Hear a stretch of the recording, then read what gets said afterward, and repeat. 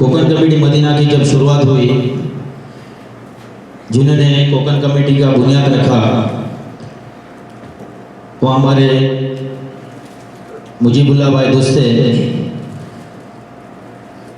अल्हम्दुलिल्लाह 12-13 साल से कोकण कमेटी मदीना के साथ है। और जब भी हम कुछ भी कहे मुजीब भाई ये मसला है, मुजीब भाई ये प्रॉब्लम है, तो मुजीब भाई टाइम नहीं देते लेकिन वो काम को अंजाम देते हैं। तो मैं हमारे इस प्रोग्राम के चीफ गेस्ट डॉक्टर अब्दुल अजीज अब्दुल रहीम, इनके हाथों से मुजीबुल्लाह दुस्से को मीनार कोकण के अवार्ड से नवाजते हैं। तो मैं मुजीबुल्लाह दुस्से को दावत दूंगा कि वो यहाँ पर आए।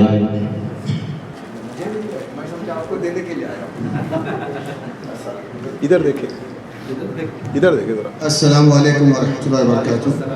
मैं कोई ज़रूरी कॉल आया था इसलिए बाहर गया। मैं समझा मेरे हाथों से इनको देना है, ये तो उल्टा हो गया। इन्होंने अभी माइक दिया है, मैं समझा मेरे हाथों से इनको देना है, लेकिन ये तो मेरे लिए ही अल्हम्दुलिल्लाह। अल्लाह सुब्हानहू व तआला हम सबको एकजुट होकर इसी तरीके से काम करने की दुआ। आमीन।